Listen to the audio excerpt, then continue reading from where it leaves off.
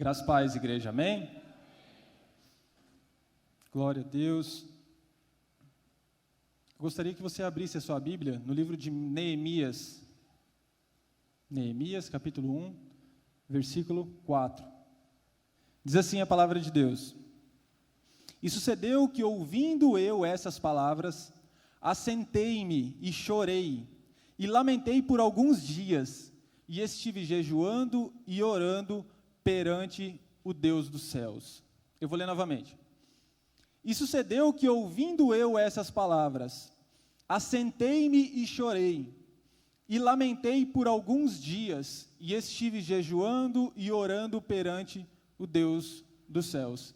Eu gostaria que você fechasse seus olhos. Pai, nós queremos te agradecer, ó Deus, pela tua palavra, nós queremos te agradecer, Pai, pela tua presença, porque a tua palavra diz, ó Pai, que o Senhor está, ó Pai, onde estão 2 ou 3 reunidos em teu nome. Então nós cremos na tua presença nesse lugar, nós cremos, ó Pai, no poder, ó Pai, da tua palavra também, ó Pai, que o Senhor esteja abençoando, ó Pai, a vida de cada um que está nesse lugar, que entrou nesse lugar, ó Pai, que o Senhor esteja falando com cada um assim como o Senhor tem falado comigo, ó Pai, em nome de Jesus, que a tua palavra, ó Pai, seja realmente luz, ó Pai, para os nossos caminhos. Ó Deus, que nós possamos ouvir a tua palavra, ler a tua palavra, ó Deus, e encontrar refrigério, encontrar luz, encontrar, ó Pai, um caminho, ó Pai, Deus, claro a ser seguido. Ó Deus, em nome de Jesus, abençoa a vida de cada um. É assim que nós oramos, em nome de Jesus. Amém.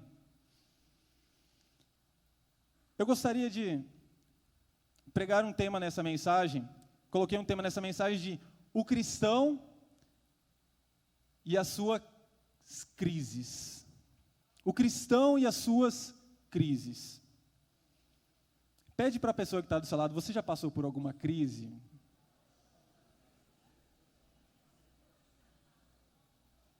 Eu tenho certeza que você já passou por alguma coisa. De repente você está passando hoje por alguma crise. A crise é um negócio interessante. Até o Samuel, meu sobrinho, eu tenho certeza que já passou por crise. Tem um pouco mais de 1 ano de idade e já passou. Todos nós passamos por crises. Desde criancinha, famosa frase, né, de mamando a caducando, nós vamos passar por crises, nós vamos passar por problemas, nós vamos ter algum percalço ali na estrada. Nós vamos encontrar algumas pedras, nós vamos encontrar alguns desvios, mas nós precisamos entender que a forma do cristão lidar com as crises, ela precisa ser diferente. A forma de você e eu lidarmos com os nossos problemas, com as nossas crises, precisam ser diferentes. Nós temos ouvido muitas mensagens que falam sobre renovação de mente, que falam sobre desfrutar da boa, perfeita e agradável vontade de Deus. E muitas vezes, para nós desfrutarmos dessa boa, perfeita e agradável vontade de Deus, nós acabamos, em alguns momentos da nossa vida, passando por crises.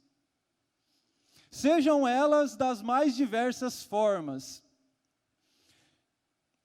O problema da crise é que, quando nós a enfrentamos, muitos de nós ficamos cabisbaixos, nós ficamos entristecidos, nós ficamos angustiados. E muitas vezes, todas essas situações, elas fazem com que nós nos decepcionemos com a vida. Não tem aquela pessoa que é decepcionada com a vida? Que ela fala que a vida dela é a coisa mais horrível do mundo. Ela olha para a vida dela e parece que ela só consegue enxergar problema. Ela só consegue enxergar crises. Para onde você olha na vida dela, ela só está falando dos problemas que ela tem passado. E isso é muito perigoso, porque nós nos decepcionando com a vida, nós vamos nos desanimar conosco e vamos também fazer com que outras pessoas fiquem desanimadas. Isso é muito perigoso, porque quando eu passo por problemas, eu não passo sozinho. Não é verdade? Não tem pessoas que nos acompanham todos os nossos dias? E essas pessoas que nos acompanham todos os nossos dias, os problemas que nós passamos, elas também vão passar junto com a gente. Elas talvez não vão sentir a mesma dor, com a mesma intensidade, mas elas também vão passar com a gente o problema.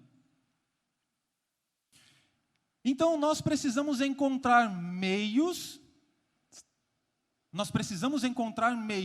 de passar por essas crises. Trocando de novo. Nós precisamos encontrar meios de passar por essas crises. E, superficialmente falando, existem duas formas de crises. Existe a crise pessoal e existe a crise social. A crise pessoal, ela está ligada, algumas questões eu coloquei, ela está ligada à questão emocional, conjugal, comportamental, psicopatológicas, existenciais, crises ministeriais também. Não é verdade, pastor? Muitas vezes, não só quem é pastor ou quem é missionário, não, mas muitas vezes aquele que foi chamado para ser, ele passa por crises. Porque chega às vezes momentos que você não sabe se realmente você foi chamado para aquilo. Você fica, meu Deus, mas será que é isso mesmo? Tanto problema no caminho? Será que esse é o caminho certo? Crises, problemas, dificuldades no meio do caminho, dificuldades em se alcançar o objetivo, em alcançar o propósito. E existem também as crises sociais, nós estamos passando por algumas crises políticas, econômicas, nós estamos começando de sair de uma crise econômica, crise moral, crise sociológica, enfim, existem N situações. O ano passado, nós aqui em Tangará da Serra enfrentamos a crise hídrica. Quanta gente ficou sem água aí? Eu acho que quase todo mundo, né? Nós também. Tivemos que pagar para um camarada colocar água na caixa d'água lá. Estava complicado. São crises. E quem aqui gosta de passar por problemas? Fala, levanta o seu braço aí. Vou encontrar você. Ninguém, né? Ninguém gosta de passar por problema. Ninguém gosta de passar por crise. Porque crise machuca, crise dói. A crise é uma pedra no meio do caminho.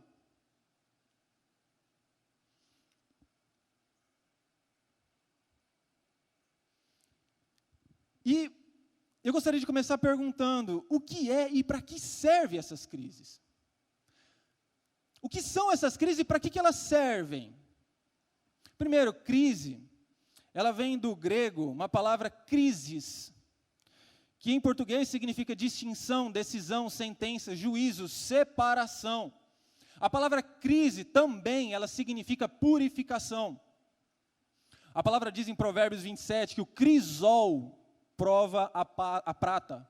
Então, é o mesmo derivado de palavra. Então, ela vem também para purificação, a crise. Então,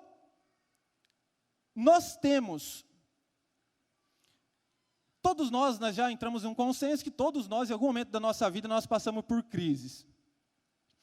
E a crise, ela causa uma ruptura na estrada em que nós estávamos andando. É muito interessante, porque a crise, normalmente ela acontece quando você está tudo bem, né?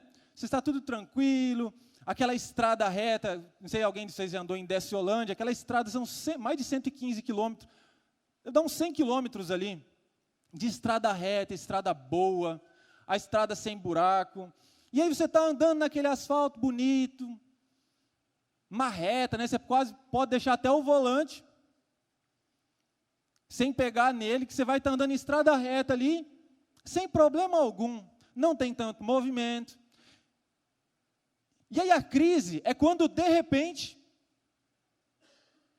você encontra uma rachadura violenta, um buraco violento, de repente uma cratera, ali em meio àquela mansidão, em meio àquele comodismo, nós encontramos essa cratera, e aí o que a gente faz? A gente fica desesperado. Por quê? Porque a estrada que a gente estava seguindo, o GPS, o Waze, ele apontava naquela direção. Então, ele apontava, você vai seguir esse caminho, beleza. E aí você está lá seguindo o caminho, e aí o Waze não mostrou que tinha aquela cratera no meio da estrada. O GPS, o Google Maps, ele não mostrou. E aí a gente encontra essas crateras no meio da estrada e a gente não sabe o que fazer. Porque normalmente nós funcionamos da forma mais consciente e da forma mais estável possível. Essa é a vida que nós queremos ter, né? Nós queremos ter estabilidade. Então, quando alguma coisa foge disso, a gente entra em crise. A gente entra em crise. A crise, ela acontece quando o nosso ponto de equilíbrio é abalado. Quando a estabilidade, ela é abalada. Quem mexe com a área financeira ou a área de estoque, sabe o que é um ponto de equilíbrio? O ponto de equilíbrio é onde você não tem prejuízo e onde você não tem lucro. É onde, se você vender aquele produto por aquele valor, você não vai ter prejuízo, mas você também não vai ter lucro. E aí, a crise é exatamente isso, é a desestabilização do ponto de equilíbrio. Estava tudo equilibrado, tudo estável, tudo tranquilo, tudo favorável. E aí, de repente, as coisas parecem que começam a desmoronar. A gente olha para frente e a gente fala assim, meu Deus, mas estava tudo tão bom. A famosa frase, né? Estava bom demais para ser verdade. E hoje o que nós buscamos, não só no meio econômico, mas é estabilidade. Nós buscamos estabilidade conjugal. Nós buscamos estabilidade onde nós estamos trabalhando. Estabilidade nas amizades.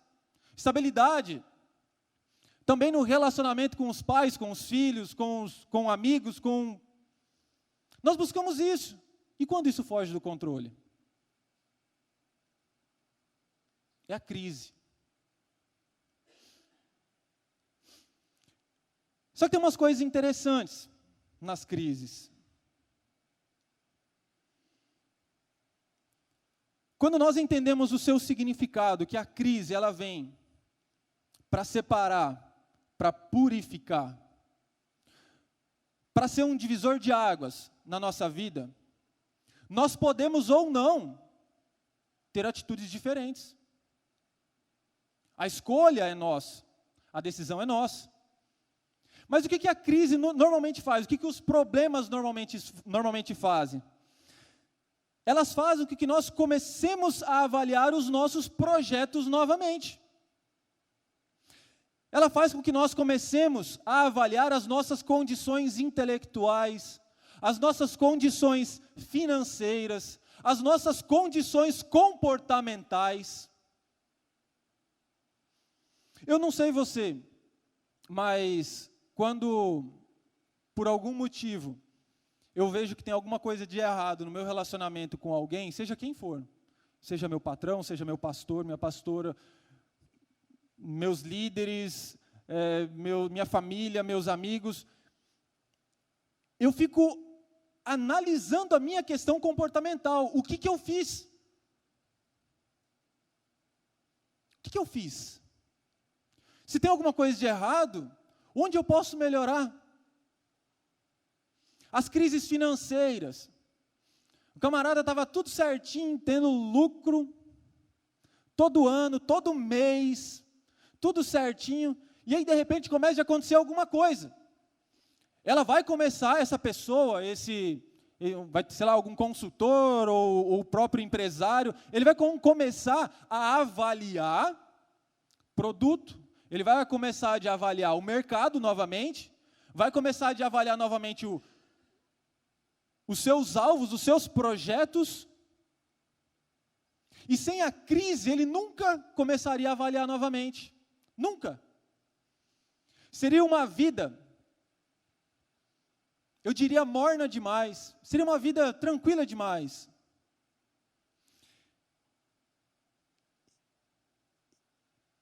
Neemias, por que eu li o texto de Neemias 1:4?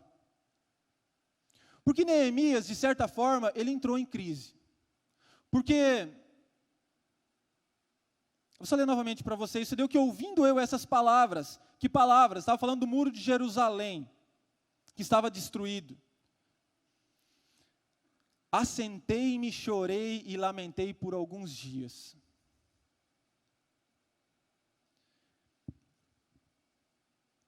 Eu acho que a maioria das pessoas, quando entram em crise, elas fazem o que Neemias fez. Elas se assentam, elas choram e elas lamentam. Por quê? Porque desestabilizou. Normalmente quando você entra em crise, você senta. E aí você não sabe mais o que fazer. Você fica lá, meu Deus, o que eu fiz? Onde que eu errei? Estava tudo tão certo, o que eu fiz de errado? Com o meu filho, onde que eu errei?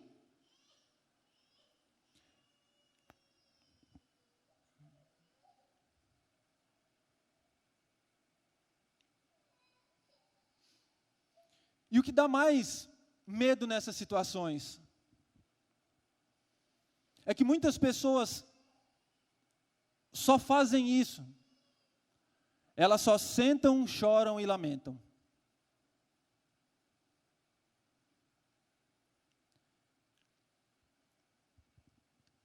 E a função da crise, como eu disse, é purificação.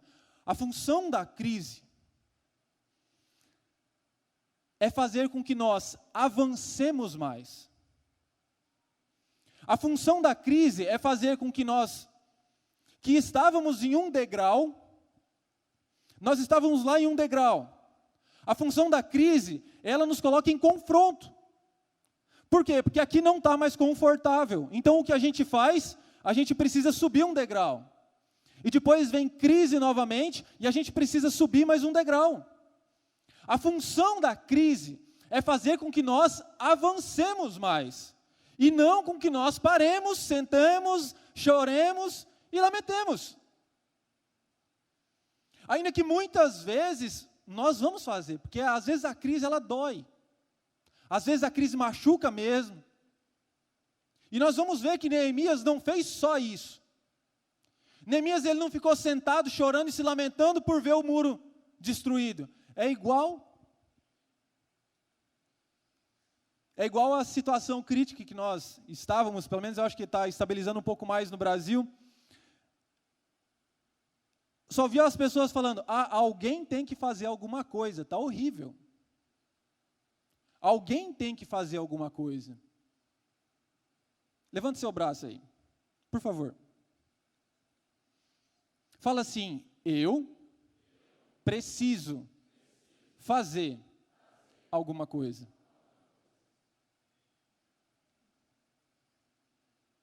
Porque se nós ficarmos sempre esperando pelo outro, tem uma historinha, né, quando ninguém podia fazer, alguém fez e não sei o que lá, eu não lembro agora, podia até ter trazido, uma história bem legal.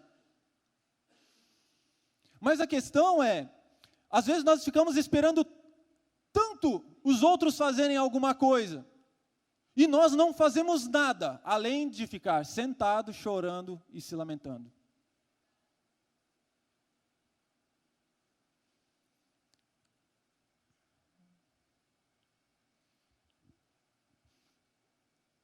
Vamos lá, e muitas vezes,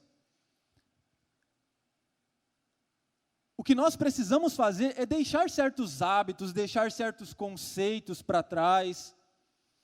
É igual professor, fotógrafo, dentista, médico, advogado, se ele não estiver se atualizando, ele vai ficar para trás. Em algum momento, a água vem e empurra para frente. Fala assim, ou você vai ou você se afoga. Então a crise, presta atenção nisso, a crise não é para nos derrotar, a crise ela não vem para fazer com que nós paremos a nossa vida, ela vem fazer com que nós avancemos mais, amém? Fala para a pessoa que está do seu lado, por favor, fala assim, a crise é para que você avance. Quando você estiver em crise, saiba que é para o seu bem. Enquanto nós não entendermos, preste atenção, enquanto nós não entendermos o motivo de nós continuarmos no deserto, nós vamos ficar lá.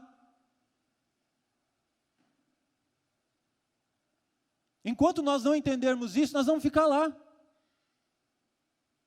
Então, quanto antes você perceber, quanto antes você começar de tomar uma decisão, uma atitude, melhor, menos tempo você vai ficar lá nesse lugar. Como superar as crises? Primeiro, não existe uma fórmula mágica para se superar uma crise. Não existe. Porque a crise, ela pode afetar uma pessoa diferente do que ela afeta a outra. A crise da água, vou citar um exemplo aqui, teve gente que brigou por causa da bendita da água. Deu murro e tudo. Eu fiquei um pouquinho com raiva de vez em quando, porque não dava para tomar banho de 15 minutos, né? Mas a forma como a gente recebe, a forma como a gente maquina essas coisas é que vai fazer a diferença. Uma vez o Alexandre ele falou que os problemas não são os nossos problemas, são como nós vemos os nossos problemas. É a mesma coisa. O problema não são as crises em si. O problema está em nós olharmos aquilo ali e enxergar algo benéfico. O que eu posso aprender com isso? O que essa situação, o que essa pessoa pode me ensinar?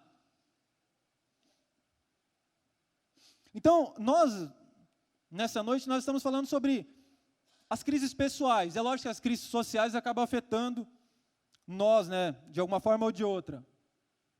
Mas, vamos lá.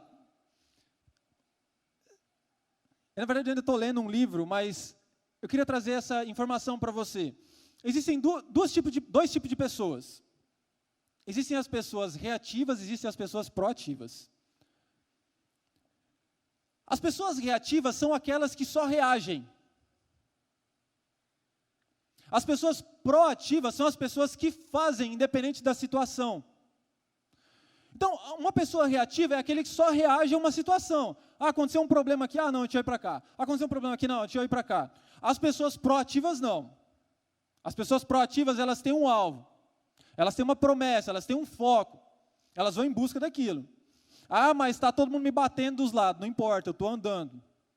Eu estou indo.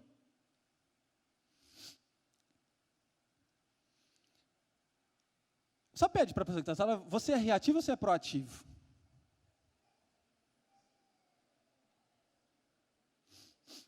É muito difícil encontrar pessoas proativas. Muito difícil.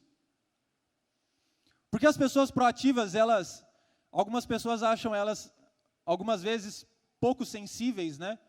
Porque como elas não se deixam abater tanto pelas circunstâncias, pelas coisas que estão acontecendo em volta, as pessoas acham que elas não têm muito sentimento. Mas olha ali, olha lá, o que aconteceu aquilo ali, você está aí, ó. Meu amigo, eu preciso ir.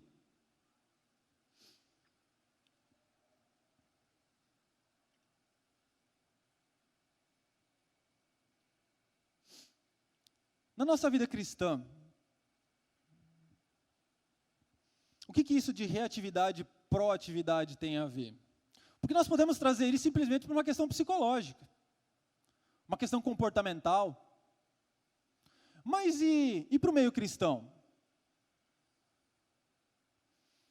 O reativo é aquele que vai com todos. O reativo é, Deus fala, olha, vai lá meu filho, lê Bíblia lá hoje de noite. E aí vem um camarada, uma mocinha, fala assim, vamos tomar um tereré, jogar um vôlei hoje? Vamos jogar um war? Vamos soltar pipa? Ninguém solta mais pipa hoje, né? Vamos assistir um filme? Vamos, sei lá, vamos jogar conversa fora? Vamos? Mas o que Deus falou para fazer? Vai ler Bíblia. Falou assim, eu quero falar com você. Lê tal texto lá que eu quero falar com você. E aí a pessoa, ela vai para um lugar que não tem nada a ver, não pode assistir filme, não tem problema não. Vamos lá conversar, vamos tomar um tereré? Não tem problema. Mas ela deixa de fazer o que Deus pediu para ela fazer e vai com a outra.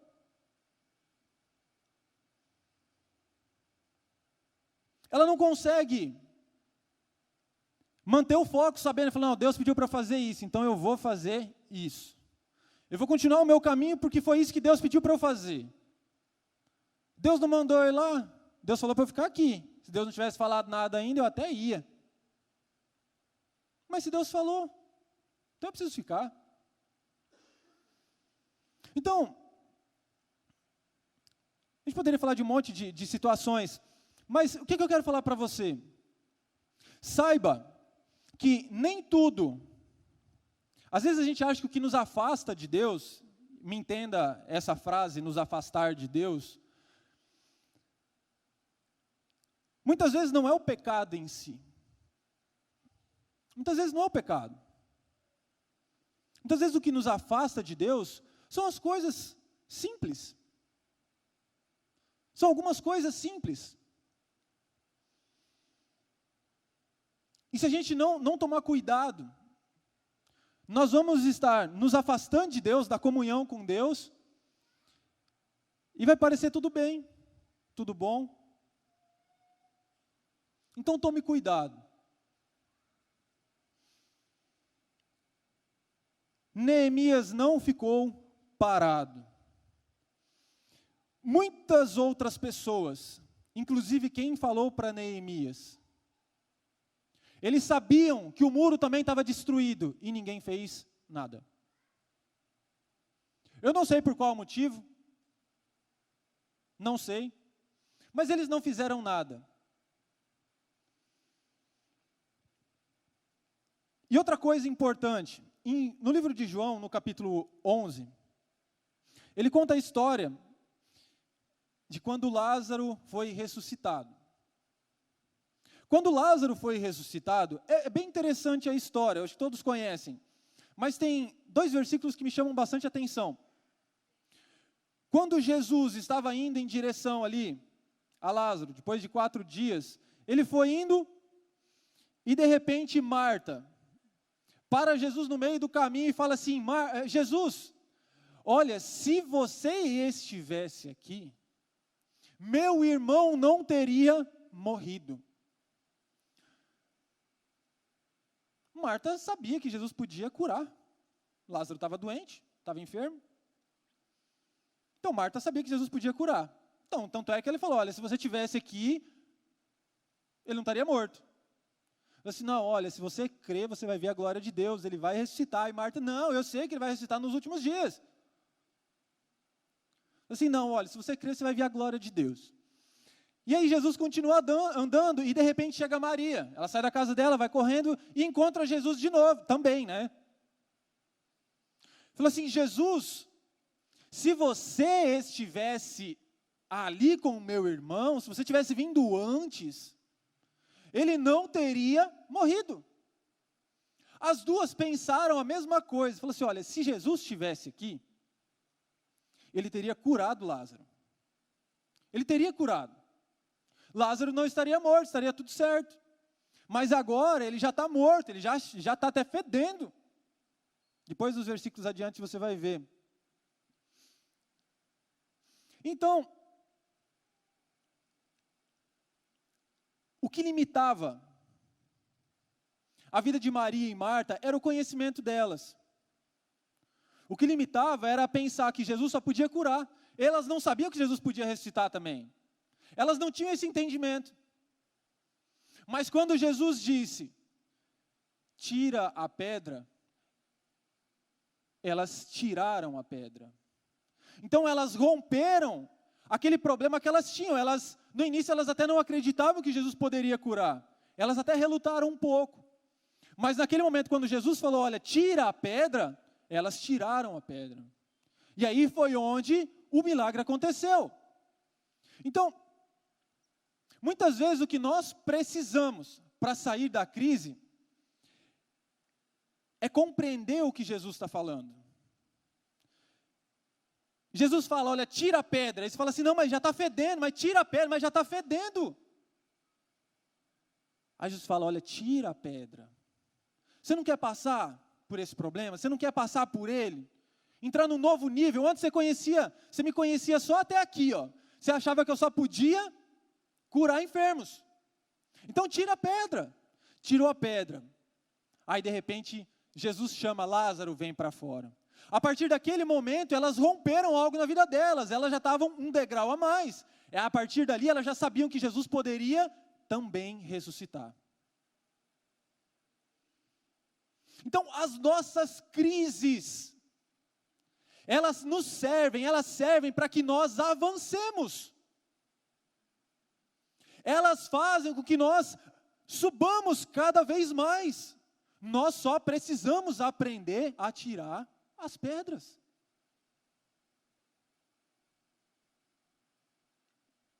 Essa semana eu vi uma frase, assim que o que muda as nossas vidas não são somente as orações de domingo, mas são as nossas decisões das segundas-feiras. Porque eu posso orar domingo, eu posso orar todo dia, mas se eu não decidir confiar, independente do que seja, se eu não decidir fazer, meu amigo, não vai acontecer nada.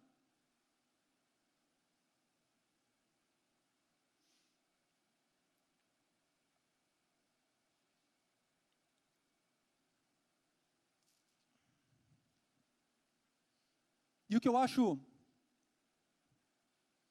mais interessante, a gente estava falando de proatividade e reatividade, numa situação comportamental e numa situação cristã, é que muito mais do que uma pessoa proativa, que não conhece a Jesus Cristo, nós cristãos, como proativos, proatividade no cristianismo significa você confiar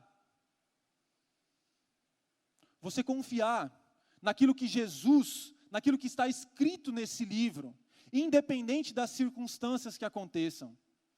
Isso é proatividade. É quando, independente da situação, você fala assim, mas isso não é fé? É. No meio cristão é a mesma coisa. É quando você confia, independente do que está acontecendo. É quando você foca no seu alvo, você foca nas promessas que Jesus fez, que a Bíblia tem, e você confia até o fim. E eu me maravilho em ver, ali no livro de Hebreus, quando ele fala dos heróis da fé, é que todos eles morreram sem terem alcançado a promessa. E eles são chamados de heróis da fé. E eles passaram por momentos de crise também. Então eles creram até o fim. O que nós precisamos entender é que o que vai acontecer muitas vezes na nossa vida, nesses momentos de crise, é que Deus vai ter que fazer alguns ajustes e que nós não conseguimos entender. Albert Einstein, ele disse duas frases interessantes. Ele disse assim: os problemas significativos com os quais nos deparamos não podem ser resolvidos no mesmo nível de pensamento em que estávamos quando eles nos foram propostos. Ou seja, quando vem um momento de crise, um problema, esse problema que eu não sei como resolver, com o nível de intelecto que eu tinha, com o nível de conhecimento que eu tinha, eu não vou conseguir resolver.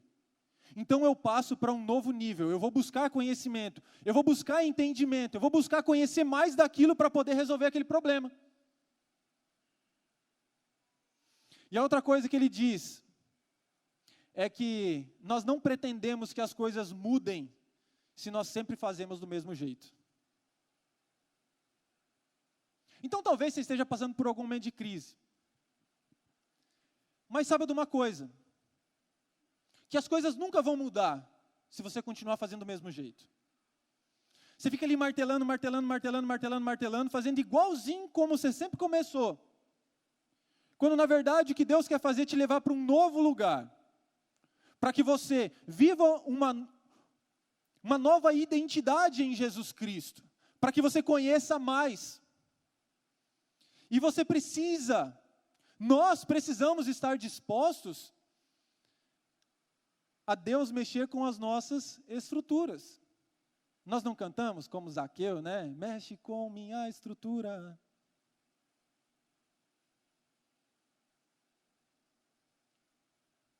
Amor, sobe aqui um pouquinho, por favor.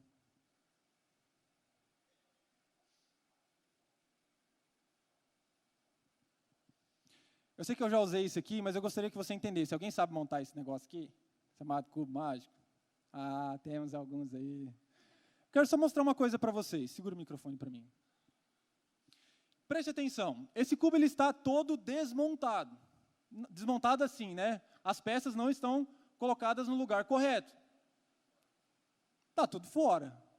Eu vou só montar uma partezinha dele, só para vocês entenderem uma situação que eu quero explicar.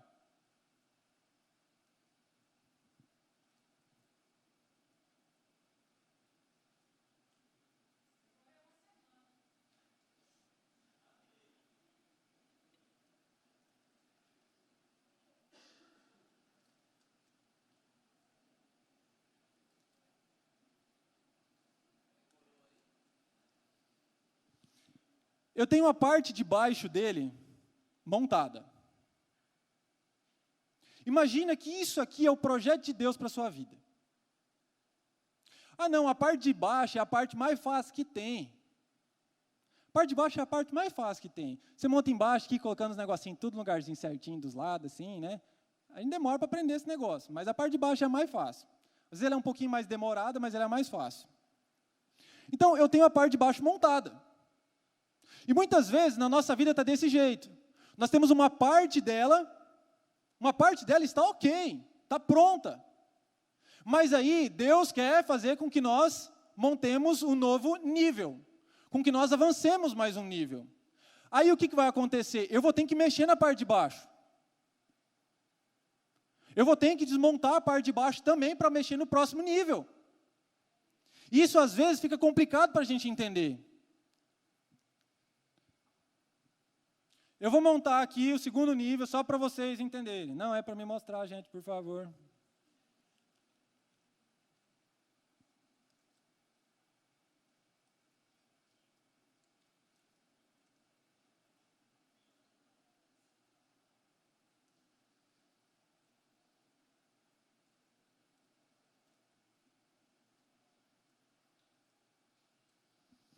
Eu montei o próximo nível.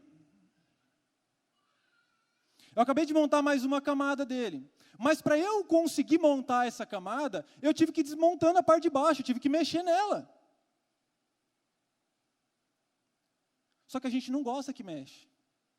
A gente fica preocupado que mexe. Porque quando vai mexer e é alguém que não conhece, por exemplo, se eu der para a Leide mexer, ela vai estragar tudo. Vai desmontar. Então, a gente fica preocupado, porque a gente não sabe, na verdade, a gente não confia em quem está montando. E enquanto a gente não confiar em quem está montando, nós vamos ficar no mesmo nível, porque a gente não vai querer que Deus mexa.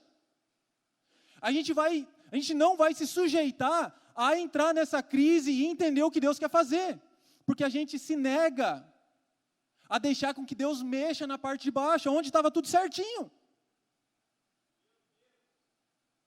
E aí agora tem que montar a parte de cima. A parte de cima é meio escabrosa, tem que mexer um bocado.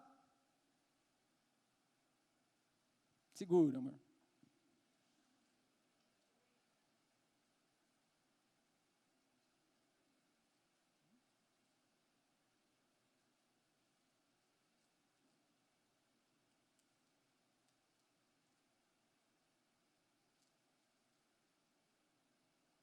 Eu vou só montar um negocinho diferente aqui, porque senão vai ficar complicado eu explicar o resto. Espera aí, eu montei tudo, espera aí.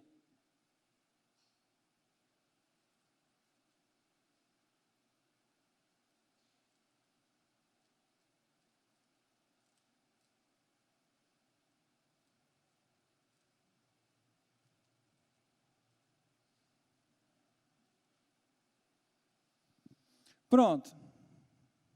Ainda tem um movimento que é mais complicado ainda, que não vai dar para fazer aqui agora, não vai roubar muito tempo. Mas eu montei a parte de cima. A parte do meio está montada, tudo certinho, embaixo também está certinho. Só que ele não está certo ainda. Então, às vezes nós olhamos para a nossa vida e a gente acha que está tudo beleza. Não precisa mais de nada não, Deus. Está tudo certinho, ó, até a parte de trás está montado já, está tudo certinho. Não precisa mexer mais nada, está bom assim. Mas o que Deus tem para nós é um plano perfeito. O que Deus tem para nós, o que Deus projetou para nós, é que nós fôssemos iguais a Jesus Cristo. É um plano perfeito. Já foi ministrado aqui que a vontade de Deus é que todos nós, assim, que todo bem coopera para aqueles que amam a Deus, daqueles que são chamados segundo o seu propósito. No versículo seguinte, já foi ministrado aqui, fala que a vontade de Deus é que nós sejamos iguais a Cristo. Então a vontade de Deus não é que nós sejamos quase perfeitos. A vontade de Deus é que nós cheguemos à perfeição. Paulo fala a perfeita estatura de Cristo. A varão perfeito. Então Deus vai ter que mexer mais coisa.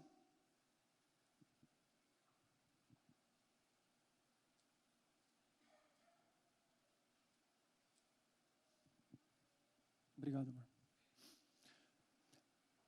Enquanto nós não entendermos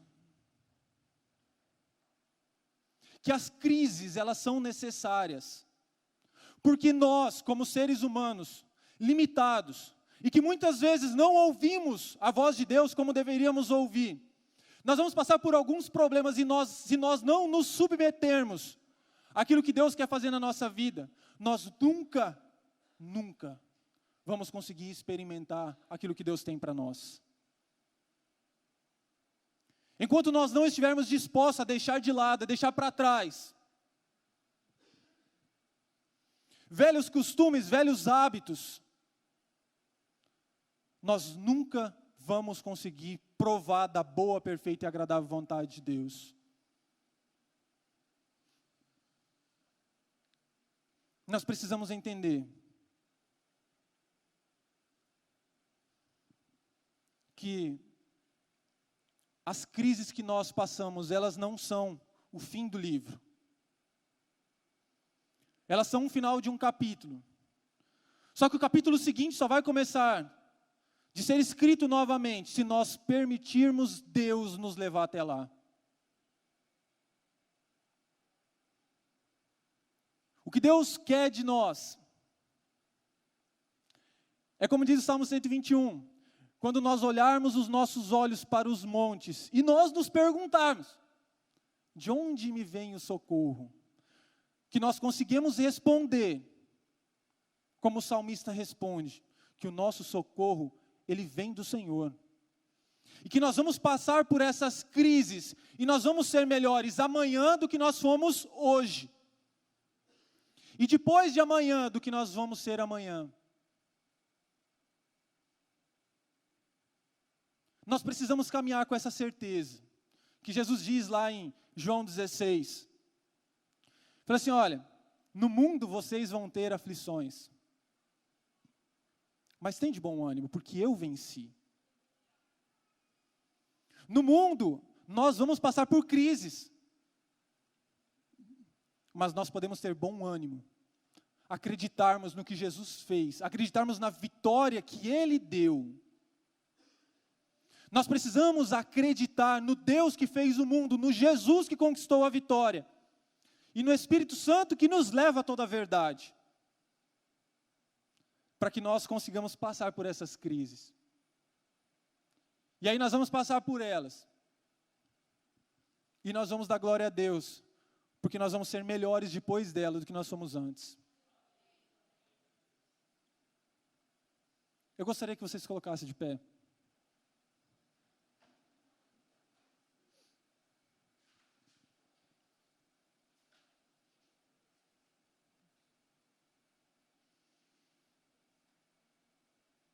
Para que você possa avançar, você precisa romper. Para que você possa avançar na sua vida com Deus, na sua vida conjugal, você precisa romper. Eu gostaria que você fechasse seus olhos. A Bíblia diz que não existe nenhuma provação que é maior do que nós possamos suportar. Então não ache que essa crise é grande demais para você. Entenda que o Deus que nós servimos é muito maior do que essa crise. Muito maior do que esse problema, muito maior do que essa situação.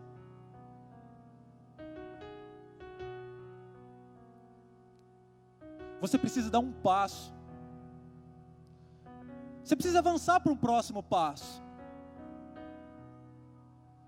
As águas antes batiam nos tornozelos, depois elas foram para os joelhos, depois elas foram ali para o quadril, para os lombos. São passos. São passos que nós damos. Às vezes a gente fica com medo.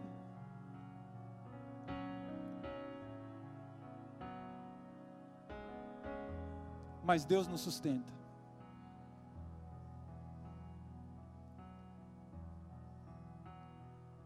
Eu gostaria de saber se nessa noite existe alguém que gostaria de receber a Jesus Cristo, para que Ele seja o seu único e suficiente Salvador. Eu gostaria que você levantasse seu braço como um sinal. Estou te fazendo um convite. Porque o Jesus que venceu o mundo, Ele disse que nós somos mais do que vencedores. Mas nós precisamos recebê-lo, para que Ele seja o nosso Senhor, para que Ele seja o nosso Salvador. Alguém nessa noite que gostaria de recebê-lo? Levante seu braço. Gostaria de orar com você.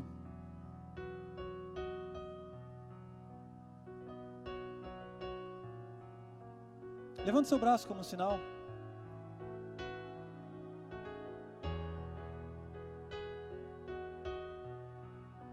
Pode continuar com seus olhos fechados. Eu gostaria só de orar com você. Pai, em nome de Jesus, eu não sei, ó Pai, quantos estão passando por algum momento difícil, talvez, na sua vida, algum momento que realmente eles entendam como uma crise. E que talvez, muitas vezes, pensam que não há solução. Acham que o Senhor é injusto. Deus, em nome de Jesus, que o Senhor nos ensine, ó Deus, que momentos de crise, ó Pai, são momentos de aprendizado, são momentos de crescimento, são momentos, ó Pai, em que nós nos tornaremos mais maduros. Deus, em todas as áreas da nossa vida, que paremos, ó Pai, de murmurar, ó Pai, e passemos a enxergar aquilo que o Senhor quer nos ensinar. Deus, em nome de Jesus. Amém. Pode se assentar.